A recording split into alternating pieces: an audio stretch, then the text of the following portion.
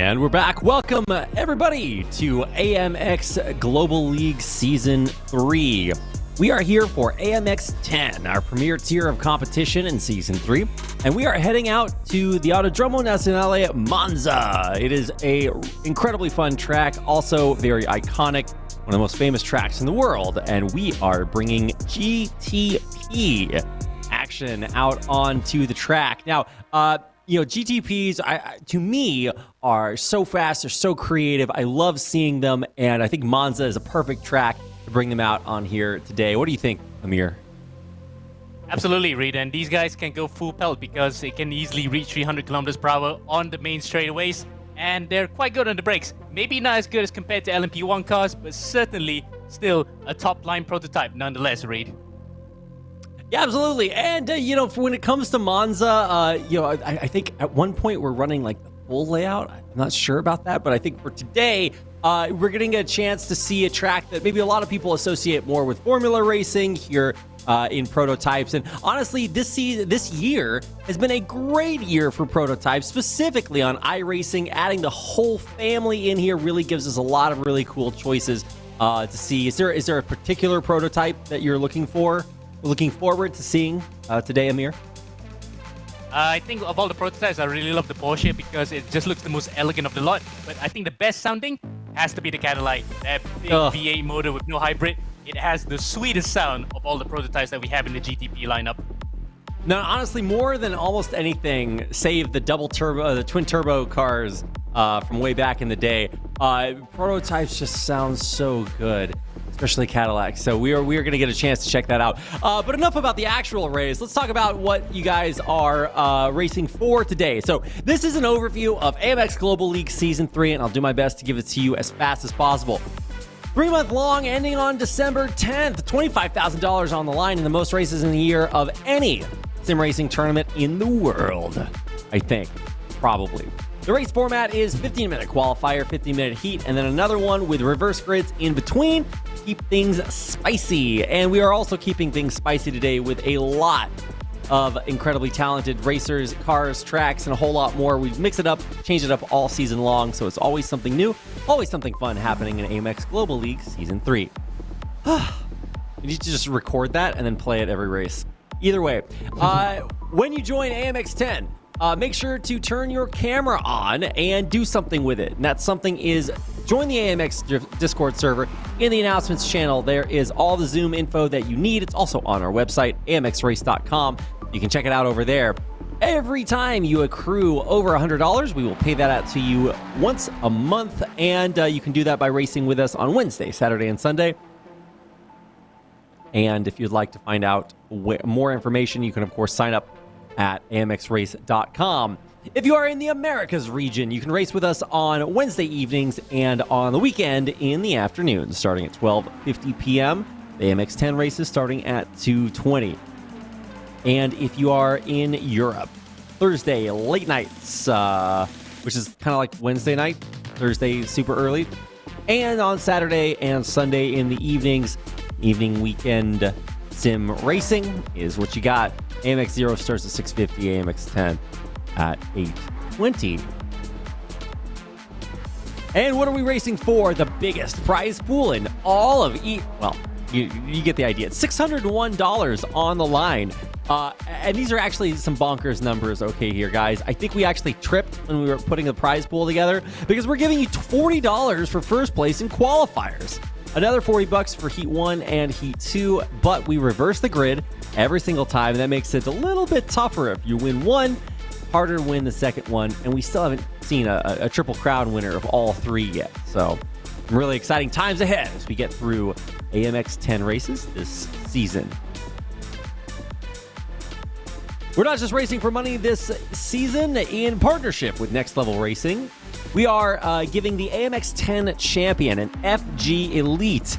I just built one of these yesterday. It is in fact quite elite. It's actually even more elite than the one on your screen right there because I think we've updated the model quite a bit. So one of the best sim racing cockpits out there. So big thanks to Next Level Racing for partnering with us to level up the prizes this season by providing an AMX 10 champion, the AMX 10 champion, an FG Elite. Yeah, even more incentive to be one of these guys. The AMX 10 top 12. Don't ask me why it's not the AMX 10 top 10. We just had to add 2 more people in there. And that allows William Chadwick and Chris Lullam to sneak on in the back of there. But talk about the front of the pack, Diogo Pinto, Caio Gaspar, Jackson Resenge. These guys are out here racing all the time, and it shows. Almost $500 already accrued, and we're not even halfway through the season yet. So a lot of money in total. But how can we tell who's the best on the day in each race? Well, we've got average winnings coming out here, and this means that every time Enzo Bonito shows up, every time Chris Lullam shows up, Josh Thompson, they are winning. Enzo showed up once, and he almost perfected the race. He almost got $100 off of just showing up. So very, very skilled competitors. And all the way on down there, even Gael Valero, he's number 12 in the top 12. He's winning $50 every time he comes out in races, and the races only cost $10 to enter. So you guys do some math and get out there, put your name up there. It is a little bit more difficult than it seems, but not impossible. You can see 2 of the top 12, only 1 race raced. That's how good they are. So really, really impressive performances by our racers in the pinnacle of competition in AMX Global League Season 3.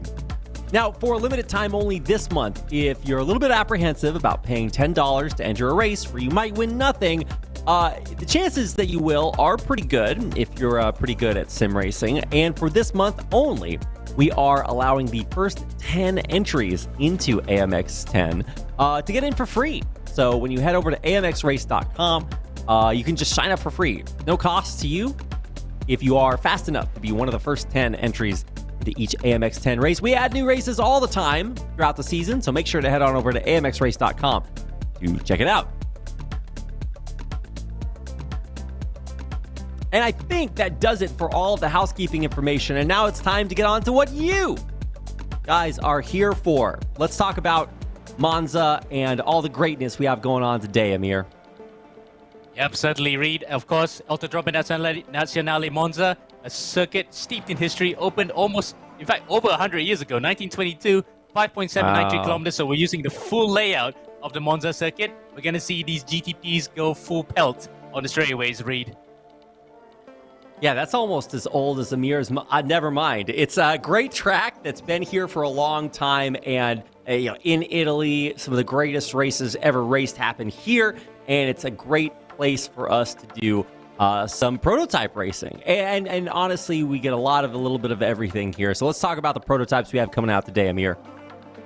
Yep, certainly. This is actually the Cadillac we're seeing on screen right now. One of the brand new cars that came out for this year's IMSA WeatherTech Sports Car Championship Series. We call it the GTP, but in terms of regulations, it's got the LMDH, one in this Cadillac. This is, I think, one of the horsepowers that we have here listed for some of the cars. But of course, some of them are four-wheel drive. For example, the Porsche. That will be definitely one to watch out for. 1,000 kilos, just a smidge over. Sequential gearbox, and of course, easily the top speed can reach up to 300 kilometers per hour. There's the Acura in the background. We're seeing all 4 manufacturers represented today, with one driver driving a Porsche, a few Cadillacs, BMWs, and everything else in between. So we're looking forward here to a very diverse grade of cars. Yeah, I mean, seeing cars like the Porsche you see on your screen here, the V-Series R later on, I mean, these are just the spaceships of our time. Can't technically put rockets on the backside, but if you did, it might not make that much of a difference. We just have so many added this season or to iRacing. So really a great time to be racing prototype cars, and a great place to do it as we head out here onto Monza. They also make for some very iconic liveries, and we do have some of the best competitors all season long racing with us today. So a whole host of some of the best racers out there. It's going to be so choice. Let's head into qualifying, Amir, and see what we have coming up. Because I have some favorites. I'm not going to tell you who they are, but I'm excited to see some of our racers join, because they are here to not only take everybody else's lunch money, but also it's a great place to put your pride on the line, get your name out there. Because if you can compete at this highest level of competition in AMX 10 in Season 3, this is where you really get to show off your stuff. You show up well here, then everybody knows, hey, wait a second, this guy is legit. He's doing it in very challenging cars on a challenging track, And under these circumstances with all the reverse gridding, it's a great place to show what you got. So I cannot wait to get into qualifiers. And here we are underway for qualifying now. As you can see, leading the line is one of the Texaco Tony Kanaan BMWs. You can see the distinct design of these cars. You can tell which manufacturer is which. Like a BMW, the grille, Cadillac with the front headlight bonnet, and then the Porsche with the very small headlights. So really then, it's very distinct that the regulations that were created for this particular cars are easily identifiable from each other. Yeah, it's just so exciting. And you know, there are subtle differences. There is some homologation going on, so it's not like we're going to be, you know, seeing one class rocket into the future. But, I mean, for cars that already look like they're in the future, it's still really exciting to see. And, you know, we are going to have a much larger field than we did in our first race. So it's going to be a little bit more complicated. You're going to have to race a little bit more defensively and really keep things as... you know, copacetic as possible here. These cars can be very challenging to handle, especially when they reach these 300 kilometers an hour top speeds. You really do have to keep them keep them reined in, the beasts, on a leash. So as we get into qualifying, it is 15 minutes of qualifiers. And that means that we are able to kind of chill out here. Already had some practice, but as a lot of our racers were racing in the previous race, they really took their time to get to know the track. They'll probably do that for the first 5 minutes or so of qualifying. Although, actually, at AMX 0, if you guys are just now tuning in and you missed the first race, absolutely go check the VOD afterwards, because I think we had Quarantine Guinness at the fastest lap of the entire qualifiers in like minute 2 or 3. It was very early on, and then just kind of chilled out and put up yellow sectors until he finished in provisional pole. So really... really exciting to see, even early on, some of these times be so good that they stand the test of time, which usually means a long time, but in this case, it's 15 minutes. Yeah, we have to take into account track evolution, plus everyone has to be compass mentors with the cars that they drive, so it really does put into account how complicated these things can be. In fact, to put it into perspective, some of these cars have brake migration, so what that means is that you can literally set the brake bias to the front, but you can migrate to the back as the car goes to the corners. We see a spotlight on William Chadwick. Yeah, William Chadwick, you could just delete his first name and the last part of his last name, and I think that'd be a pretty good description. Parents almost got his name right, but yeah, William Chadwick, an absolute monster. One of the best performers we've had all season long. You can see the man on your screen right now, UK representative, and by far one of the fastest racers we've seen this season. And of course, if you want to race faster like William Chadwick, you can do what he does. And by that, I mean the only 100% tried and true tested technique to hit these corners right, you have to lean into them like you saw him doing. It matters, guys. That's how you put up the top times. Racing for Altus Esports, and actually not even racing for them for very long. He's already had a lot of great encounters, a lot of great races for them, and so he's representing them here once again in AMX 10 Race 13. I think we only have 36 races this season, so not a lot left, kind of nearing that halfway point.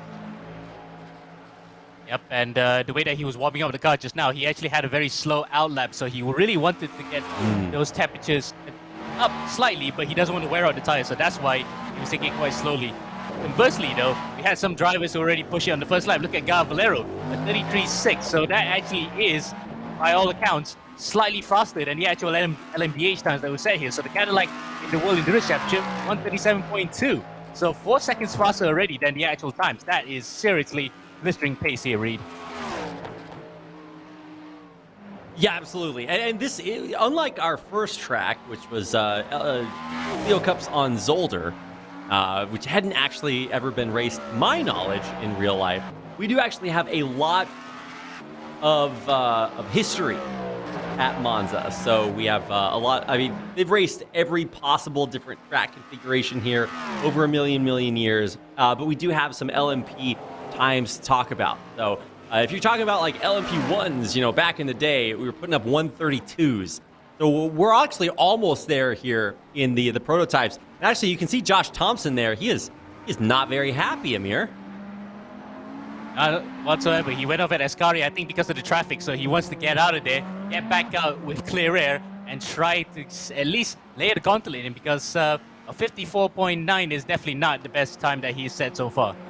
No, for sure. And for LMDH's, LMP2's, we're looking for comparable times around 135 in real life, but around 133s in the sims. Let's hop on board with Pedro Oliveira as he tries to put up a better time. Already good enough for top 3, but he's still looking to improve here. Jackson Senjay with a whole bunch of green sectors. He is going to go way up the standings. Obviously, he hasn't put up a time yet, so all the sectors are going to be green here. But let's see if the time counts. They do, and it's good enough for 6th. Yep, as Oliveira then. We thought he was on the fast one, but now he's actually back to warming out his tires. So again, no tire warmers with these cars, because as per regulations in both the Mont Hypercar and the LMDH cars, they do not have tire warmers. So that's why you have to warm them up manually. You can see how vigorous they are in trying to get some heat into those 4 rubbers. Yeah, definitely not a car that you can just hop in and drive, right? This isn't your dad's coupe. You really do have to play to the car, and these can be very complicated. I understand there was a small error that made, I think, some of our racers think that we were racing something else, so maybe a little bit of a less preparedness than normal, but I do know that a lot of our pro racers do have a lot of LMP experience, as it is quite popular in events like Le Mans and others. So, for example, if you're looking at today's racers, I think we have 1, 2, 3, 4 black tags out there. The licenses for pro drivers, a lot of very incredible racers here today. Gael Valero, William Chadwick, and then Josh Thompson and Victor Miranda all have that under their belts. So really, really excited to see what they can put up there. Already with Gael Valero in provisional pole, 133.68, and improving. Wow. Wow, he improved by over 6/10, so 33 flat. That actually trumps. That completely trumps LMP1 times back in the day. Well, 32.4, yes, but that's said during the race. So, really, then we're yet to see the ultimate pace in these GTPs. For me, it's just watching Gael Valero race himself, right?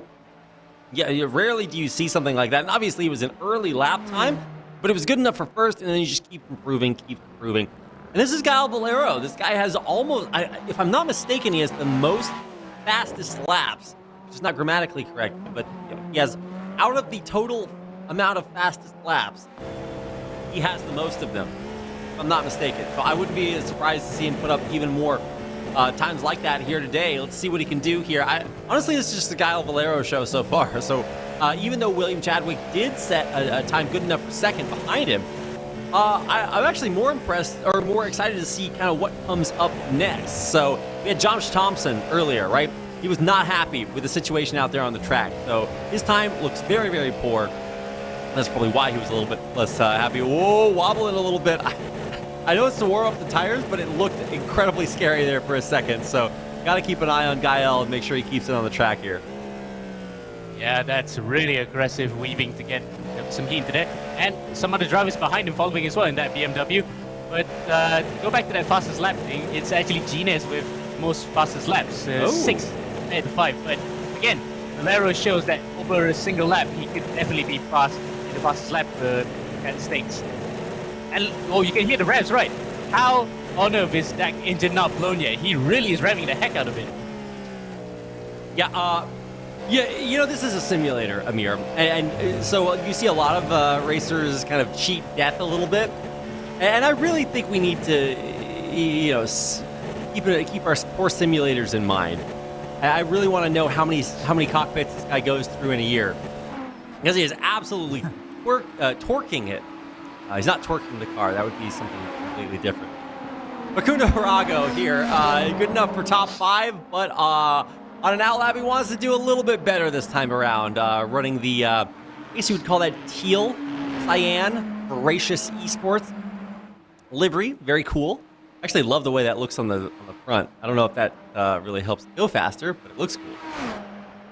Yeah, it's different compared to the normal colors they run, which is actually black and gold. This one looks a bit more like the Jaguar Formula E colors, so really nice touch for the Voracious team. As we got Rago really mounts the curves there, Reed. We get it, Amir. You watch Formula E. Okay, you're cool. You have you planted a garden in your backyard yet? No, I don't have a forest full of trees, so there's that.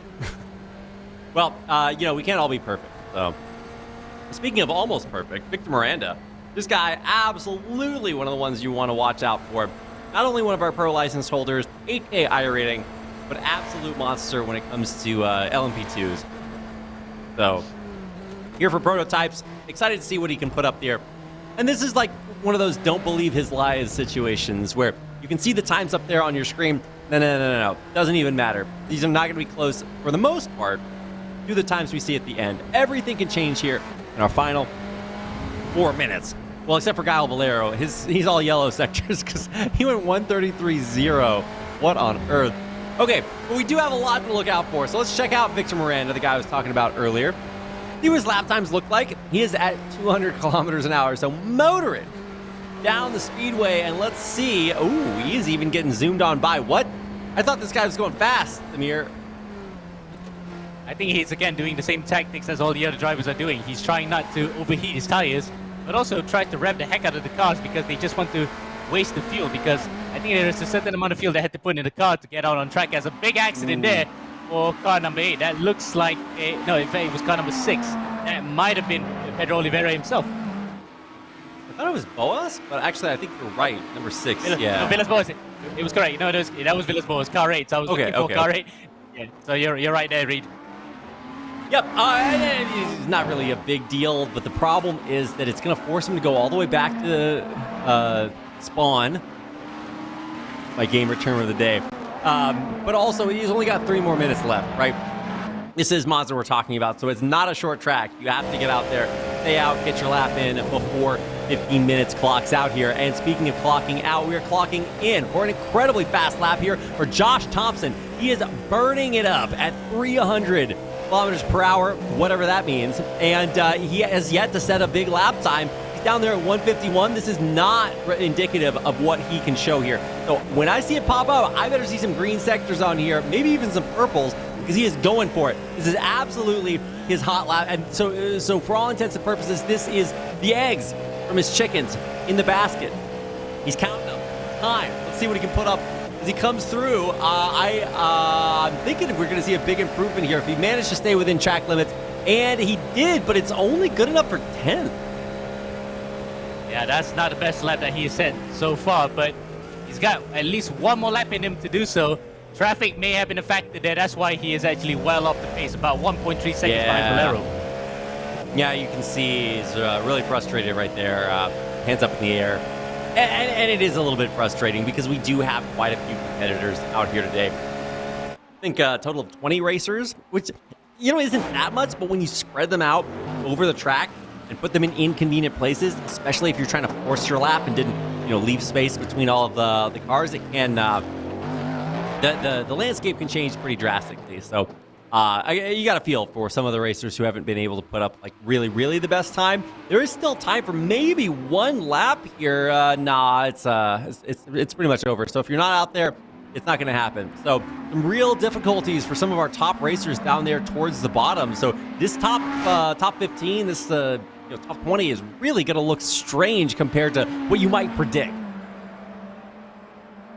Absolutely, because take into account that some of the fast guys are further behind here, but they're going to be up in front when we spin around the orders, as Corentin Gines with his purple scepter here, so he might be able to improve his lap time on the line. Let's see where he goes. He's coming out of the Michele Alboreto Parabolica onto the start finish line, but looking good.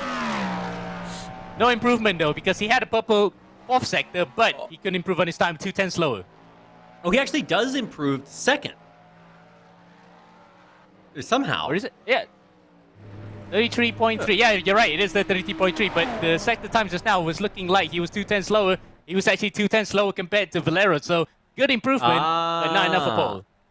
Okay, there we go. All right, we figured it out. We actually saw an absolute flyer of a lap coming through from like 2 or 3 other racers, but just couldn't make it across the finish line in time. And at the end of the day, this is how the cookie crumbles. Not a very easy track or car, and yet somehow our racers have absolutely killed it. And you're talking about Guile Valero not having the most fastest laps. Amir, I think he took that one personally. He's put up another one, number 1 for the Frenchman, up there at top for Apex Racing Team. Quarantine Guinness, his fellow countryman on a competing team, SimRC, comes through at the wire to set a second fastest time there, only 2-3 tenths back. For Himo setups, William Chadwick has put his name up there in 3rd place. Brandon Rago round out the top 5. And some surprises there with guys like Jackson Resenge, Diego Villarreal, and Gaston Calavi, none of them making the top 10. So some of our best racers this season, even Josh Thompson not cracking the top 10 after some really unfortunate traffic kind of frustratingly sent him back from being able to put up his best time. The Team Redline driver unable to crack that top 10. Let's see what happens when we reverse the grid and head out for a rolling start on Monza. Yep. It's supposed to be red team read line, like what Max Verstappen has in his team name. Yes, you're also Corona, my name. Corona now. Yep, you're Corona now, so we're calling it there. But Thompson might be disappointed with his qualifying, but he'll be much happy in the race because look at that, P5 on the grid. So he has a better opportunity here to have to make hay while the sun shine in the first heat.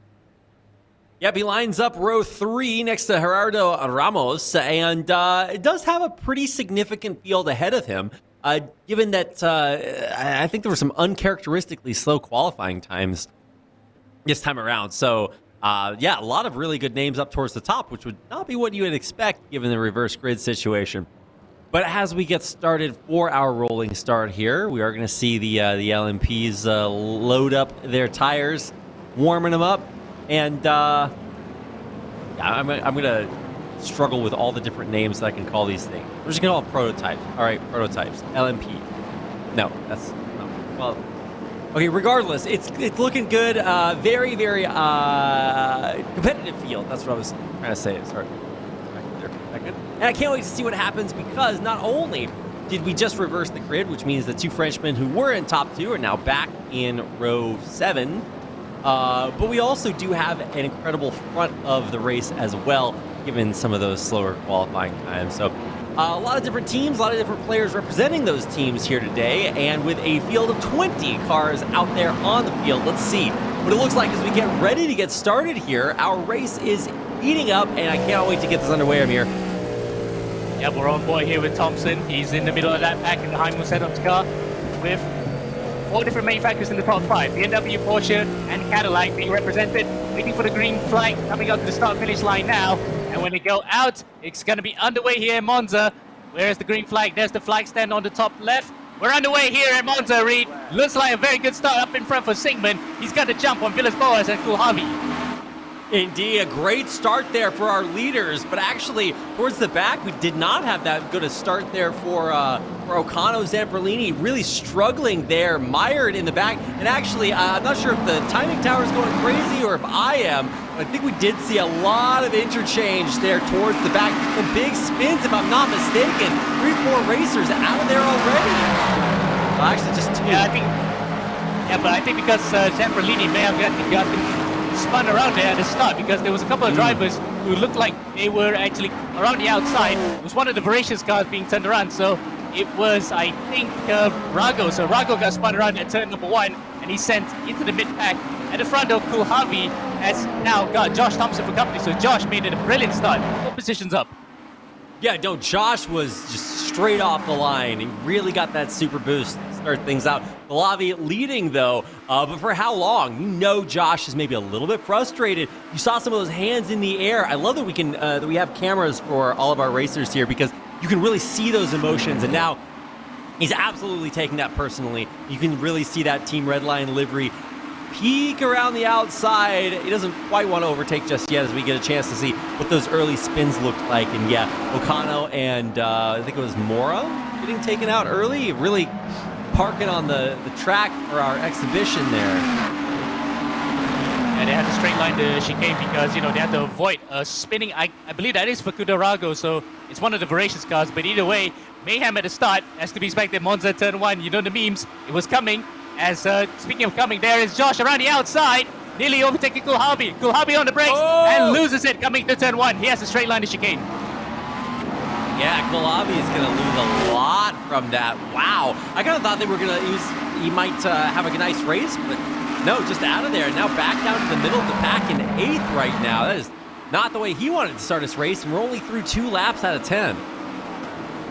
Yeah, he locked up there. He went narrow. I thought he might have made the corner, but he had to straight line it because he was literally going off, and Thompson played the smart game by just backing off ever so slightly, letting him through, and says, thank you very much. I'll have plenty of that. I'll take the lead of the race. Yeah, William Chadwick with a big spin. He is out of the race. I don't even know what happened there, but he just dropped all the way down, one of the best racers on the field, and now he's out.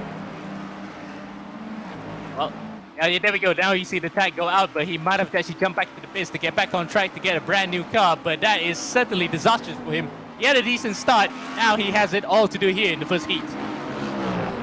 Yep, all to do. Let's check out what it looks like at the top of the field. Josh Thompson, after the unfortunate demise of his predecessor, claims that first place with Sigmund for Voracious Esports right below him. We have Gerardo Ramos, who we're on board with right now, defending against a charging Kyle Gaspar, trying to take a bite out of the top 3. Well, there's the incident that happened to Chadwick, so he got taken out by one of the BMWs. I think that might have been Victor Miranda, or it could be Eric Troiano, but whatever it is, he's sent right to the back and just definitely out of contention for the win of the race. But again, you cannot discount out how crazy some of the races can be, especially when you get to the midpoint like that. Look at that, two technical cars just touching each other. Yelling each other out, and these are guys on the same team, Amir. You can tell this is not a team race. They are absolutely racing pedal to the metal. So back up to the top, and Kyle Gaspar, Ramos, Thompson. I guess Thompson's not really in it. He is starting to disappear into the future. But very competitive up the front of the standings, and so we'll probably be highlighting quite a bit here as Belzidi's trying to make up a big chunk of time. Gaspar also is actually making up a quite tiny chunk of time. What I was going for there. But as we sort of deviate from that, we're on board with Quarantine Guinness. So the SimRC driver is currently in 6th, but not looking to stay there for much longer.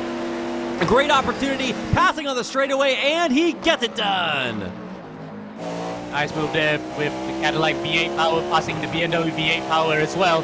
It was just a good slipstream move. Sigmund didn't really defend too hard, letting Gines through, and now Gines is checking out with Sigmund having to defend hard against Pedro Oliveira. Oliveira goes through, so Sigmund then loses 2 positions in the space of 1 second.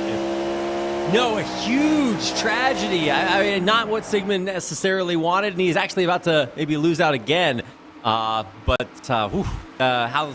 the mighty have fallen. Gerardo Ramos on board with him as he continues to duel it out for that. Well, I guess he's not dueling. He's more on a defensive drive there as Gaspar, Belzidi, Guinness all right behind him to play for that second place spot that is absolutely not signed for yet.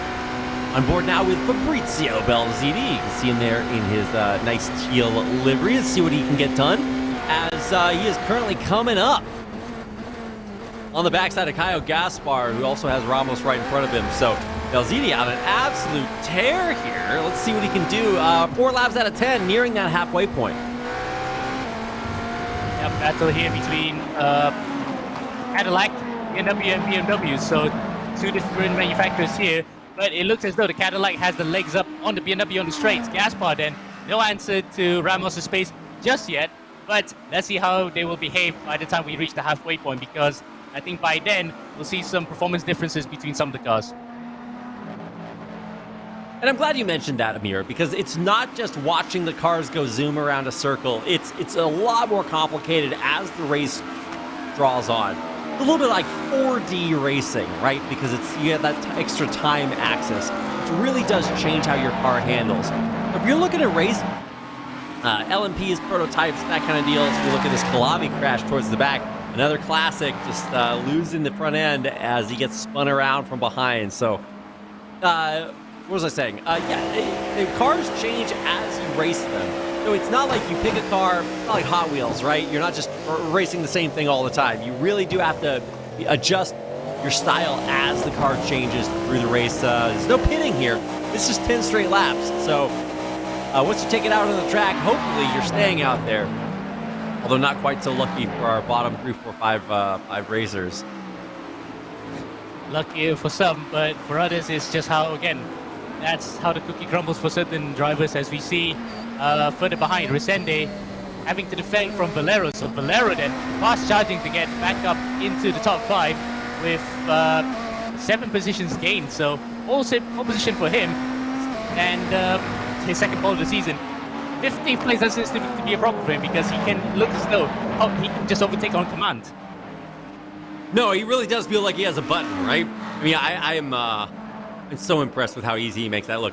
Valero coming up behind Jackson Resenge, who we are watching right now. There it is, zoom around the inside, and Guile Valero is up into 7.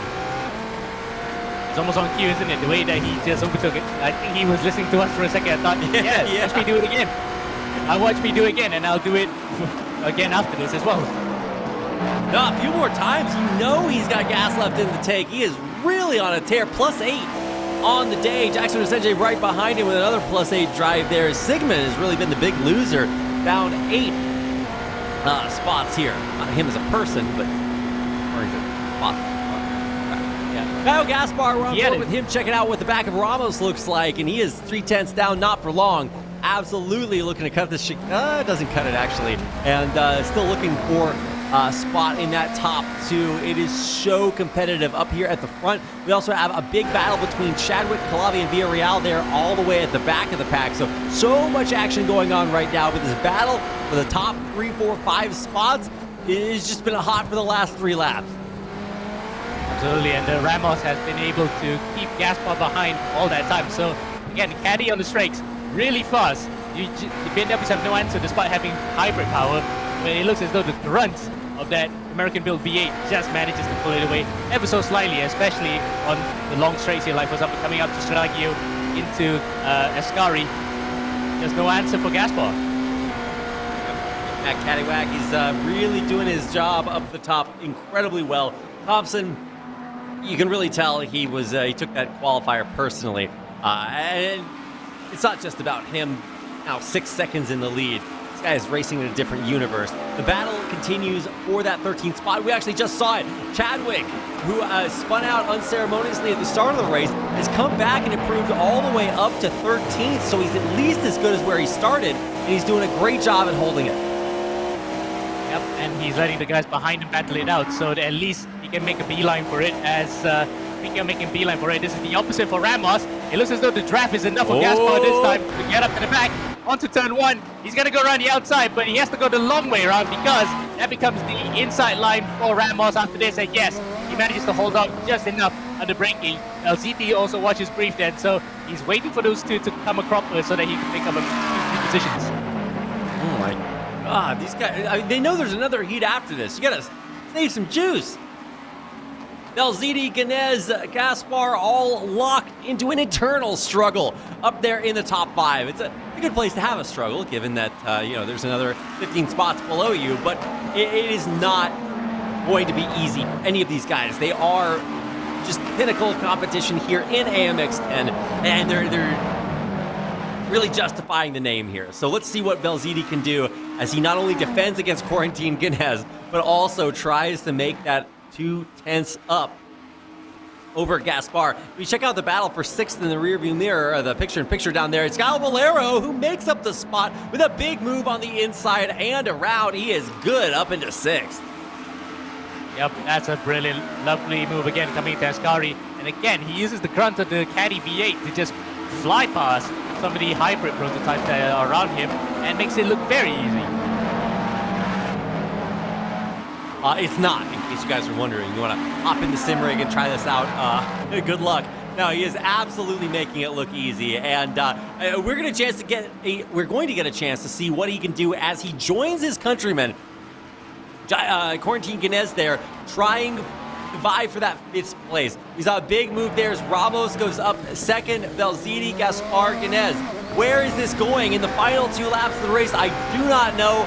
Although as we check Kyle Gaspar, you absolutely know where he is going. That is trying to get closer and closer to that top 3 podium spot. Let's see. Oh man, I almost just want to listen to the sound. It's just absolutely amazing cars, prototypes, and No, maybe you have your own preference.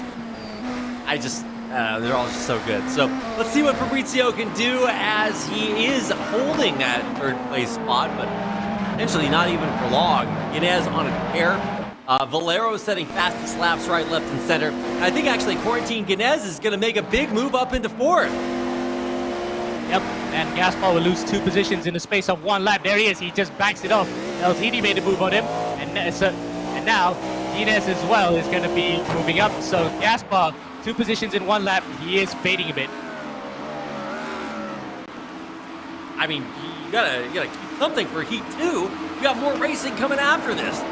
Quarantine Guinness, though, I mean, he might be happy to be up there, but for Kyle Valero, who was right next to him, he's got a little bit of extra work to do, and a big Kyle Gaspar sandwich in his way to close in on our next, the final lap here. This is it. You really got to get it done right now. Josh Thompson, it feels like he's already a foregone conclusion. Feels like he really is getting it done way up there, so we probably won't see him for a while. Got his lunch money taken in the qualifiers, so he is absolutely coming back to take a little bit from everybody else. Let's watch Sandro de los Boas and Facundo Rago, or actually Zamperlini, right behind him as they battle for that top 10 spot. And Zamperlini being a very brave guy, he's the only one in the Acura for this particular race. And based on the testing that I've seen before, the Acura is not the best around the circuit, only by virtue of the fact that through the first 2 corners, the Rettifilio, he doesn't have the best of first gears. The car literally is so slow because the first gear is so long. So that's why a lot of these guys are going for the other manufacturers, like the Cadillac and BMW or the Porsche even. But the Acura, not so favored, and that's why Zamperlini is struggling right now in the midfield. It can be that you just have a preference and you want to try to make it work. And he is making it work pretty decently in 12th. Not bad by any means out of a field of 20. Let's see what Kyle Valero can do as he is absolutely closing the distance on Kyle Gaspar. Like I said, wanting to rejoin the other French flag up there in 4th, Quarantine Guinness. So for Kyle Valero, I absolutely think he can get this done because we've seen him actually pass up Gaspar in 2 out of our last 3 races, if my memory serves correct. So I absolutely want to see if he can continue the trend here as we hop on board and get a chance to check out the focus, the sheer perspicacity. Oh no, right as I say that, he's taking chunks out of everything. Oh, and he whacks into the back of Gaspar as well. Oh, Gaspar's rear quarter is completely gone. So rear wing and mudguards are out of there. So he's definitely going to get a bit of a talking to after this. But Valero with a dive didn't really work out.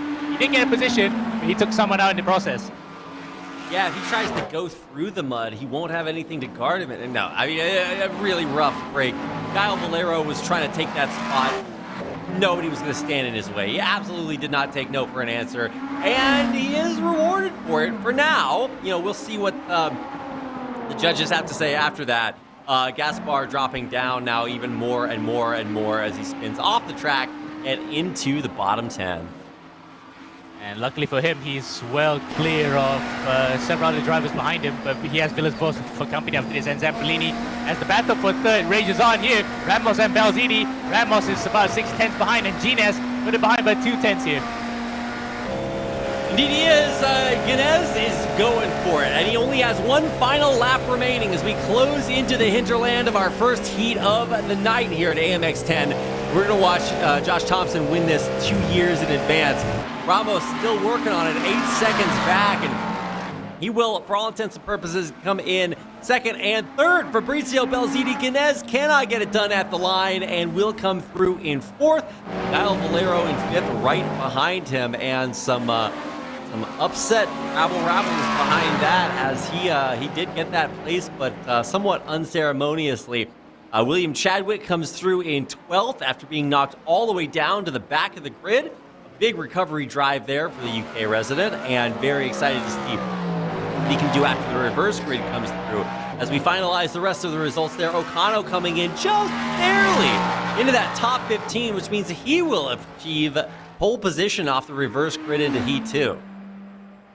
And that will make it 2 reverse grid pole positions in 2 races for Okano in 2 different championships, no less.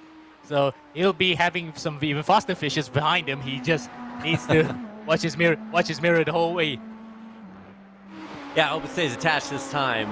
So for Pedro Mora and Troiano, they really need to get across the line. It was rough, right? I mean, kudos to them for finishing the race and not just, chilling out in the pit. Still giving us every bit of our racing. We're squeezing the racing out of the stone here. And indeed, 10 seconds later, Mora, group, and that will do it for heat number 1. Racing our LMPs around the track Monza. It was a pretty good race. All in all, I was very impressed with how little action there was in the gardening section off the track. Look at our session winner there. You can see almost a look of vindication on Josh Thompson's face after a very frustrating qualifier. He is right back up there in the rarefied air he loves to breathe so much. The number 4 in number 1, representing Team Redline, up on top. Followed by Gerardo Ramos, who, it's not that he didn't have a good drive, it's that he really just did a great job defending, holding on to that second place, and it was sort of like a P2 Josh Thompson in the gap that he set the rest of the field. Yeah, and from the moment that he took the lead, he just checked out. He literally just blitzed away at the top and never looked back. So he'll be happy. Love to have more of those, but now he's got to do the complete opposite in heat number 2, where he's starting in 15th, looking at the other 14 drivers right in front of him. Number 2 is here, and so are we for one final time tonight. Our timeout on Monza continues as we are going to get a nice rolling start, a chance to warm things up, and thanks to the Williams engineers out there, we've rebuilt everything. You get a brand new lease on life, a brand new car to send out onto this iconic Italian racetrack. Back at P15, we're on board now with Josh Thompson, who does have to stay in formation, but you absolutely know he's not looking to do that for much longer. Yeah, you can tell he wants to break rank and just get up, assume the role of commander as soon as he could. But I got my black flag ready. But really, then he'll probably have a bit of deja vu that this is the position he would have been starting in if he followed the actual qualifying that he was. But he's gonna have to do it for real after comprehensively winning in heat number 1.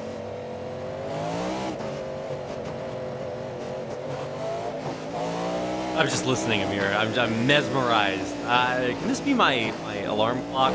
I don't know. I gotta get more of this in my life. I gotta just fall asleep in the backseat. Oh, for real? This is better than ASMR? Yeah, trick question. There is no back. But if there was, I'd be back there. And indeed it is. No, I really... So I got 2 ideas. But I'll share them with you after we get ready to start the race off. We are absolutely getting ready to cross the finish line, and we are just about ready to go for heat number 2 of our time here on Monza. We've got prototypes here at AMX 10, and we are racing the absolute pants off of them. Josh Thompson +1 already, and he is motoring, trying to reclaim the glory lost through qualifiers, the glory gained in heat 2. And let's see what he can do in heat 1. Here in heat 2, let's see what he can do as we are watching him try to just keep it all. A hallmark of a lot of the great drivers is they recognize after the reverse grid, it is a landmine field out there. You absolutely have to watch out. Some of the slower racers up front dropping back. We're already seeing some big brake lockups, Amir. Yeah, and also packed like lemmings in shiny boxes there for a second because the green flag was actually quite late there. So I'm surprised that the green flag slow in heat number 2, but we did get everybody underway. And amazingly, nobody was taken out in turn 1. So Monza turn 1 team didn't strike this time.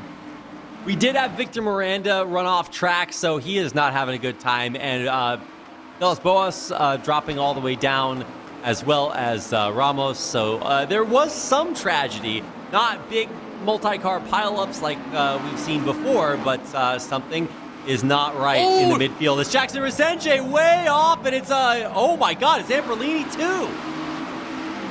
Yeah, he literally yeeked it off. He was like a skipping stone on the lake there for a second, a couple of those cars. But Resende and it was the Acura of Zamperlini, so both of them are in the barriers and out of there. Oh, side by side up at the front, Kalabi was making a move on William Chadwick. Chadwick setting the fastest lap of the race, and justifiably so. Let's see how long they can stay wheel to wheel Not going to last much longer into the turn, obviously, but Kohlhavi is just gunning for it on lap 2. Yeah, and he was right in slipstream with Chadwick there, but he lost a couple of tenths because he had to go very wide into the first turn because he was on the outside. So lost a bit of momentum, and Chadwick can power it out of there with the power of the caddy that he has behind him.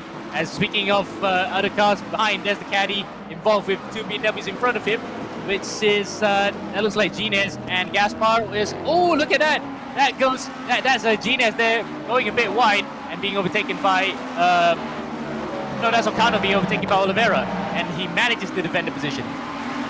Yeah, and Rago actually loses quite a few places there in the middle of everything. On board now with the American Ocano, doing actually amazingly. I don't get to say that often. He has really struggled, kind of languished at the back here, but now, after the reverse grid, finds himself up there in the top 6 and looks to stay with some big defensive moves. Now, looking at Pedro Oliveira, let's see if he can hold on to this 9th. Not really hold on to it, but he's got some work to do as Josh Thompson on a big drive up into 6th, or up into 8th, and now, Oliveira, not sure if he got a slowdown, but he just lost like 4 places. I think that might be the case. That's why he dropped so many positions, and he's back on the throttle now, but he is definitely losing a lot of positions on this lap because of that penalty. And you can see in the inset just now, Villas-Boas, why he's right at the back.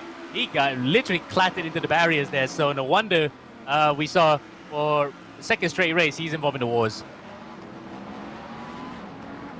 Yeah, we're going to have to pay some repair fees after this one. Kyle Valero, he is up into 7th after quite a few places gained here, and he is racing against Ocano, but Thompson's really trying to make it up. This Thompson guy, man, he took that qualifier so personally, and obviously he's an incredible racer, pro license, many victories under his name, and an expert not only at this car, but raced many times on this track as well. So we're absolutely looking to see Josh Thompson climb, but he's got this speed bump in his way. Kyle Valero, who is also A, trying to do the same thing, but B, lots of experience right up there at the tip top of all iRacings out there. So very exciting to see how long he can hold on here. He's even using Ocano as like a little bit of a buffer zone to keep Thompson distracted, but lasts for about, I don't know, 3 seconds as Thompson overtakes. Ocano keeps falling back, and Kyle Valero is bringing the action to the top 5. Yeah, Ocano can put much of a resistance there. It's kind of like a drywall during a tornado. It gets blown away. Love the analogy.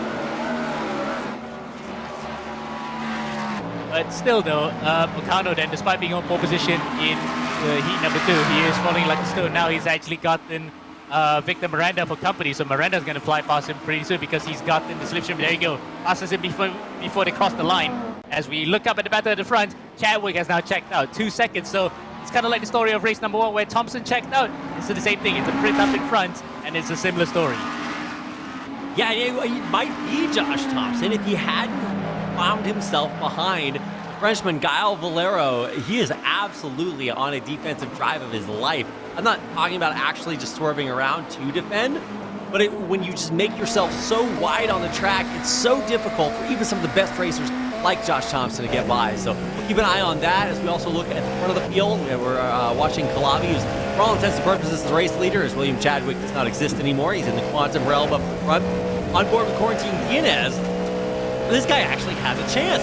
Kyle Gaspar is racing his heart out up front, but it doesn't seem to be good enough. There's tenths, hundredths fading away there. Yeah, just melting off as Quarantine Guinness really puts the pedal to the metal, drops back after the turn, but is absolutely looking to regain that. So Kyle Gaspar, he's trying to make up that second place with Kohlhavi, and Quarantine Guinness, like I mentioned earlier, is doing exactly the same from a little bit further back. Indeed, and Gines now right behind about 10th here, coming into the Michele Amaretto Parabolica onto the start-finish straight. He's up against 2 BMWs, and you did mention earlier about preference, about cars that you want to choose. These guys definitely wanted to choose the Beamer because they're good through the corners, but some other guys chose the Caddy for the power, and look at that. Gines is going to run in between both BMWs coming to turn 1. Kohlhavi and Gaspar go narrow. What's going to happen here? Squeezing all the way through. They all stay on the track. Master moves. there. Kyle Gaspar holding on with dear life to third. Valero makes it up next to Guinness to put the French flags back together. The not-so-tricolor Josh Thompson there still trying to break in there as the spots just flippity-flop back and forth. I can't even keep track of who is going to be where because it is so competitive up here in the top 5. Top 6, got to include Josh Thompson on that, but he and Valero really just battling it out the entire race while everybody up in the top 4 just tries to trade things back and forth. A little bit of space is being traded up there, and for Kyle Gaspar, he is looking to do one more.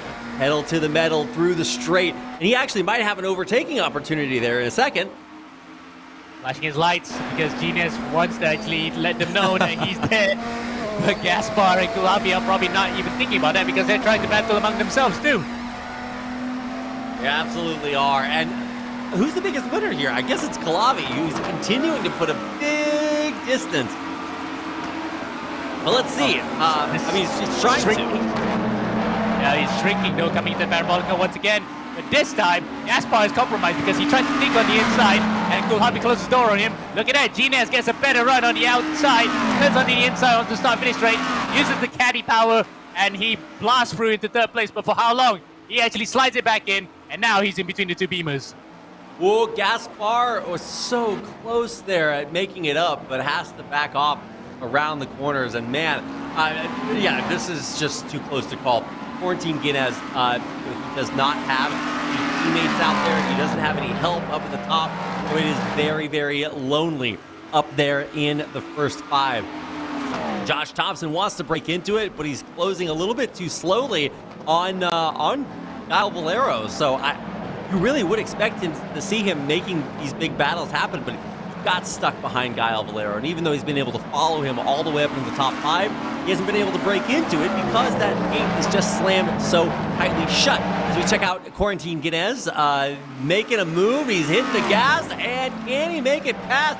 He hasn't pulled out of the slipstream yet, but there he goes, around the outside. It's Quarantine Guinness making a big move for second. Wow, Gines, look at that. He used the draft and the power of that Caddy V8 to power through. Despite not having hybrid in his particular unit, it seems as though the normally aspirated car just manages to get by, and he is now ready to chase after William Chadwick. But Chadwick, though, 5.6 seconds ahead, he might have to settle for second and defend hard against Kulhabi, who no doubt will be not appreciating the fact that he got overtaken.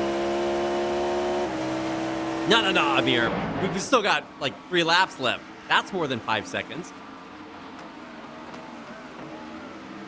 Yeah, but again, he has to gain about 1.5 seconds per lap to get up to the back of Chadwick. And even then, he will need to find a way past as, whoa, Gines goes a bit narrow. And there goes Valero. And well, who's that going off? I think that was Kulhabi goes off.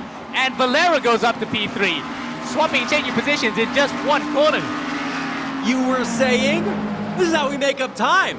It obviously doesn't help Quarantine Guinness, but for Kyle Valero, he's actually now distancing himself from Josh Thompson. With Kalavi falling down, that gives him a top 5 spot, and now actually gives him an easier access to Kyle Gaspar, who he passes up like it's nothing. Yep, absolutely, and he again goes onto the inside.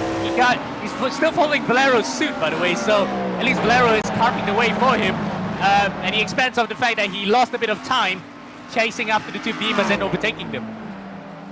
A little bit of everything you can do, I can do better right now for Kyle Valero. He has just really had the number.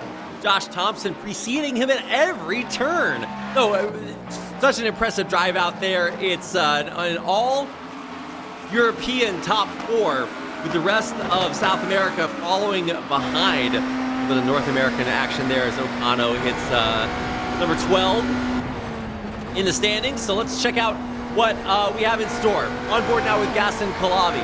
Guy has experienced what it's like at the top, and now he wants to take it back. So let's see if he can overtake Kyle Gaspar. The answer, perhaps no, as the time keeps growing, coming through lap number 8. And wow, a fastest lap there by Kyle Valero, still putting the pedal to the metal, even though he's all the way up there in third. You know he wants more, Amir. Absolutely, he definitely wants more, but 1.5 tenths, maybe it's possible, but he needs to get really close to them by another couple of hundredths, like 0.3 of a second to actually get up to the back. and even then it's going to be hard to overtake because it's caddy versus caddy. So it has to be a mistake from Gines so that Valero can get up to the back of him and overtake. Oh, look at that. If you look at the top. Yeah. Okay, I was right. going to say the same thing. There. So we both said the fastest lap time at the same time, just like the 2 fastest lap times are exactly the same time. I see what you did there, Amir. Excellent co-casting work. Yep, and thank God that we have other spotters as well helping us out in that particular regard. As Valero went out for a second. Now, here's an interesting question for Reed and for you, Reed, and the organizers. How do you split the money for fastest lap if it's the exact same? Desperately hope that they don't have the fastest lap times at the end. Although those are some pretty fast times, so it absolutely could happen. I have to dip into our piggy banks and pay out another one. What is happening? I haven't seen that all season long in like 2-3 seasons of AMX. Wow. All right. Well, that's just how good they are. That's how fast they are. They're really pushing the limits up there at the top. And even though Chadwick is a second slower, he's up by 6. So I think he's probably doing okay for now. Valero trying to get by. He squeezes him off the track. Coming back on the inside. And Guinness make it back up. The battle of the Frenchmen. And it feels like Valero just made a big move to put a gap between him and Thompson and take over second place. Wow, what a move by Gines around the outside. He muscled his way past, Valero. What a move around the outside of Gines. That definitely is going to fluster Gines a bit because he knew full well he had the inside line, but he just couldn't defend hard enough. And Valero now up to where he feels he's belonging, but maybe too little too late to chase after Chadwick. That's what it feels like unless we really start to delete some buttons here. I'm not hacking into the server to delete that, but for Guinness, he's done, I think, a lot of what he expected to do. The only a little hiccup in that plan is Kyle Valero. So while we talk about that, we have to rewind and talk about this battle that you can see in the picture-in-picture. This is what it looks like when Calavi and Gaspar battle it out. And actually, I think Calavi might have him. Calavi dropped down, remember, from being up there in the top 3 and now finding himself in 6th. Knows that he does not want to finish there as the white flag waved. He has limited time left on our final lap. And looking at the fastest lap time as well, it's still a 33.929 exactly between Valero and Gines. So again, it's up to the organizers how they're going to split that one, but that's certainly the best way to finish off a race, isn't it? We got 2 different drivers with the exact same times in the exact same cars as well. So wow, quality of the field just shows why they're the best in this game. And they really are. And we're about to see what it looks like to be the best towards the end of this race. Like we said, not a lot of time left to do it. So Calavi, really the only racer with a lot to show. Or actually, Miranda closed kind of out of nowhere. I did not see that coming. So Calavi, Miranda, Gaspar, that battle for 5th is lighting up as we finish off our time here for heat number 2 in AMX 10 race 13. Let's see what they got. Miranda moving past into 6th, Calavi down, but not out just yet. There is still time. Amir, he can still do it, but oh man, he's just falling back and back and back. It feels like Miranda made a big move and now has solidified it. The nail almost in the coffin as we are looking to see Chadwick head across the finish line. Yep, and looks like Calavi has actually ran out of steam there, especially given the fact he got mugged by the 2 Brazilians. Yeah. There's Chadwick coming through the final corner. He's well on his way to victory. Battles are still going out and about everywhere. And there it is, the checkered flag coming through for William Chadwick, who finishes in 1st place. 5 seconds back, it's Kyle Valero and his countryman Guinness there in 2 and 3. Josh Thompson, a huge recovery run all the way from 15th up into 4th. Not bad to see him up there joining his fellow Europeans as across the pond, the top 4. Kyle Gaspar bringing it home for Brazil in 5th and 6th. Also, Nick Miranda making a big run of his own. Then below that, the all-Argentinian number 5 and number 21. And then bringing it back, Pedro Mora in 9th. So overall, a very, very competitive top 4, top 5. We got to see non-stop prototype racing the entire time, and it really did matter up until the wire there. some huge runs as we close things out with Oliveira and Resenje, the final racers to cross the finish line here at Monza. So, wow, what a race, Amir. Absolutely amazing race, breathtaking from start to finish. And to cap it all off, 2 drivers with the exact same fastest lap. I don't know how the organizers are going to split that one, but that definitely is one for the social media post, because I would love to see a side-by-side comparison of how the lap times looked like when they were setting it. Yeah, how do you even do that? There have been some times where racers try to, split the finish and cross the finish line at the same time, but yeah, I don't even... Is that even possible? Wow. Okay, well, we are really breaking the rules here, so I don't know what to expect. Cannot wait to hear from our racers and see what they have to say, because I think everybody that race had a little bit of a different perspective. Whether it's a lot of our favorites who dropped out early down there in the bottom 15, whether it's the voracious team members who really picked it up and made it all into the top 15, and you gotta learn what's going on there in the rarefied air of the top 5. I cannot wait to check in with some of these guys and hear what they have to say. I gotta learn. I have to just I don't know, bow down the greatness that we got to witness that race, Amir. Just really incredible racecraft, such a treat to watch. Oh, definitely. And we saw how the best, the cream rises to the top in their racecraft, especially how do you overtake with equally balanced cars in a very difficult circuit to actually race together. Yes, you can have a run on the straights, but it really is showing how you brave through the brakes. That's where you make the positions up. Neat it is. Looks like we are going to head into a quick interview here in just a second. So probably going to check in with some of our racers, and it is going to be from our top 5. So we're going to get a chance to ask some of the juicy questions. If you guys have questions for our racers, feel free to send them to us on Twitter. You can tweet at AMX_global, and maybe I'll get a chance to ask more questions on air. Love to hear what you guys have to say. And it looks like we are about ready to move into one of our interviews. So going ahead and seeing who it's going to be. It's always a mystery. I can see this, but you guys can't see it. So bear with us as we get ready to go into our first interview of the night. Looks like we might have Josh Thompson and William Chadwick coming in, so getting a chance to talk to some of those. So heading into an interview right now.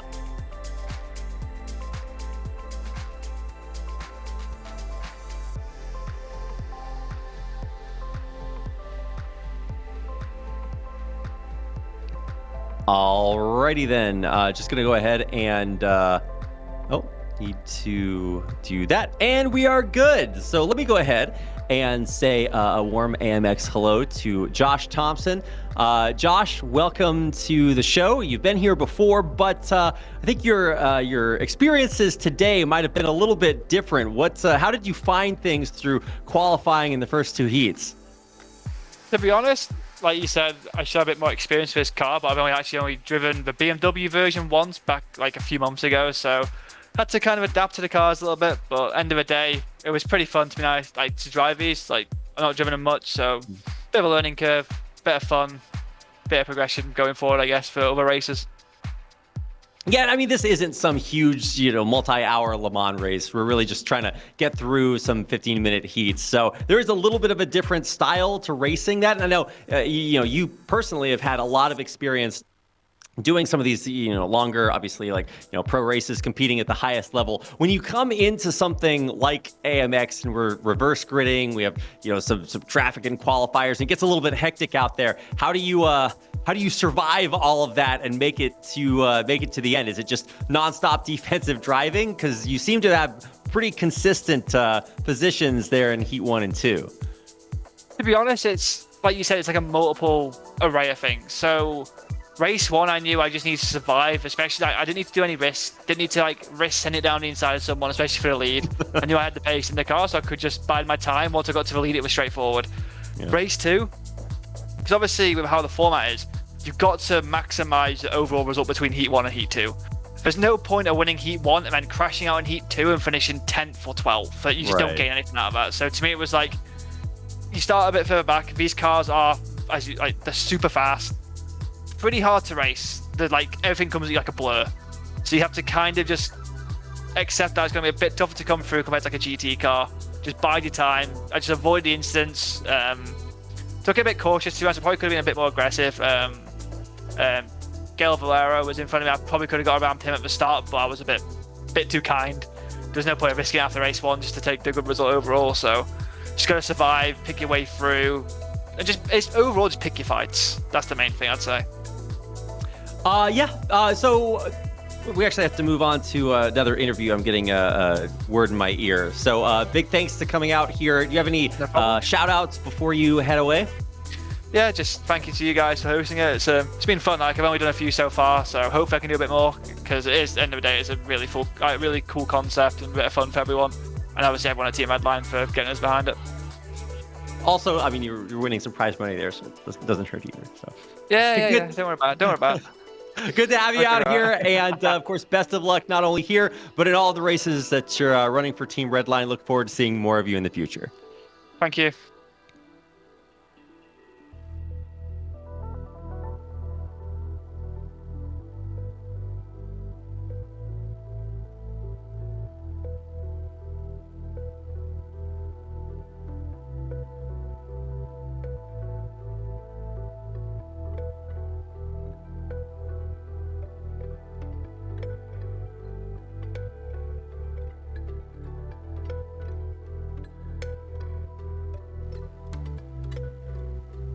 Alrighty then, let's go ahead for interview number 2. Gonna hop on board with William Chadwick.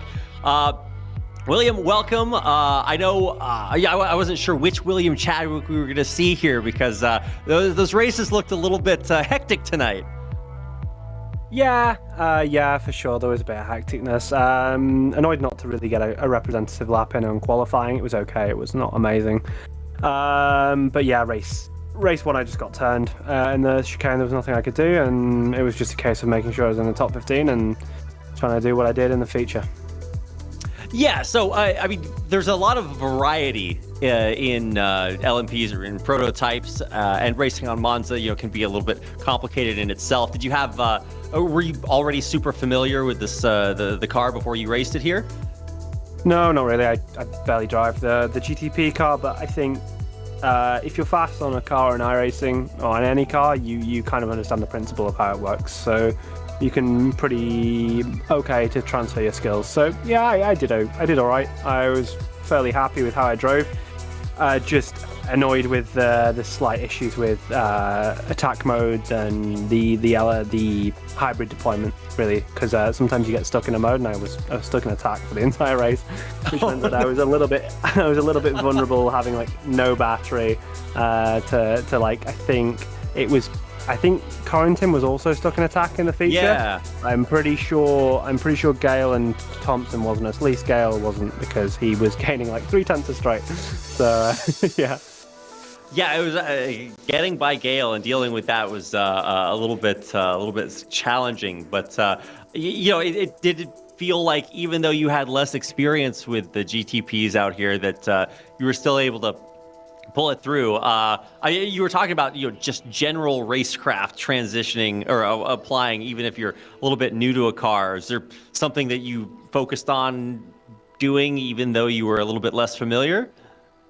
I think iRacing is really important to stay smooth. Important to know what curbs to use and what curbs not to use, and just generally using all of the track and trail braking efficiently.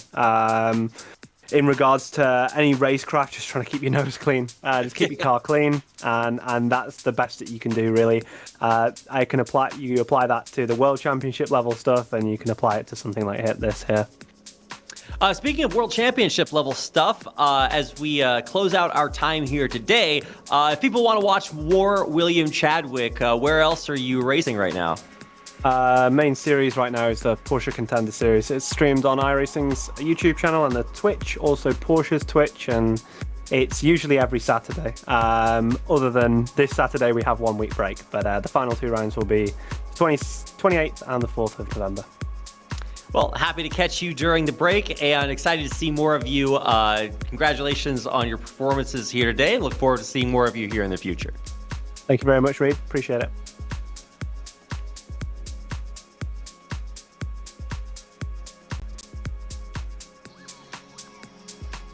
Alrighty then, that's gonna do it for our interviews. Some good words of wisdom there.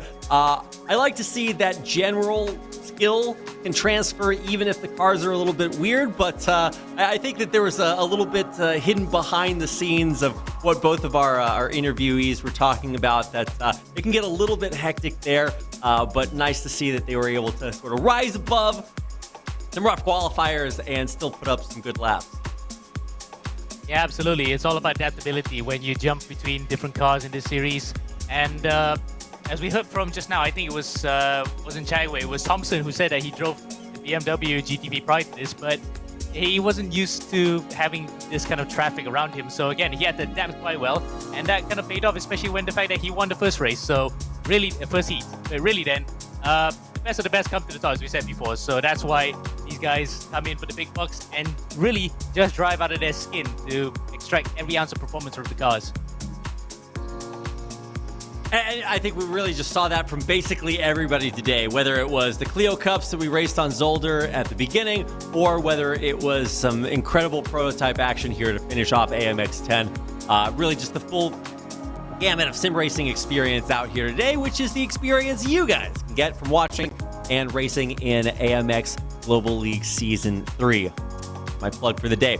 We gotta head out of here, but before we do, I do want to let you guys know that we have about 40-ish more races left to go this season. We're nearing the halfway point, so make sure to go ahead and head over to amxrace.com. There you can find all the information you need to know about AMX Global League Season 3, as well as how to sign up. You guys can get out there and join some of the racers that you saw today on a lot of different cars and tracks. We have a lot of variety coming up, so you do not want to miss it. In order to stay up to speed with everything AMX Global League, you can head on over to Twitter and Instagram, where we post highlights, info, updates, announcements, and everything in between. So make sure you stay tuned by following us on Instagram and Twitter. And if you'd like to join the conversation in the community, make sure to head on over to Discord, our AMX Global Discord server. You can talk to any of the pros that you saw here, get updates, information, everything in between, or just post some memes. We'd love to have you in Discord, and we'd love to see you back here again. So make sure to follow us and subscribe on Twitch and YouTube so you get notified whenever we go live with more action from AMX Global League Season 3. Okay, that's going to do it. On behalf of Amir, everybody behind the scenes, in front of the camera, behind, to the side, slightly to the left, the upper right, it's been a great day of races, and we're happy to have you guys along for the ride with us. We'll be back in just a couple of days for our weekend races, so you do not want to miss it. We hope to see you back there again soon for even more action from AMX Global League Season 3.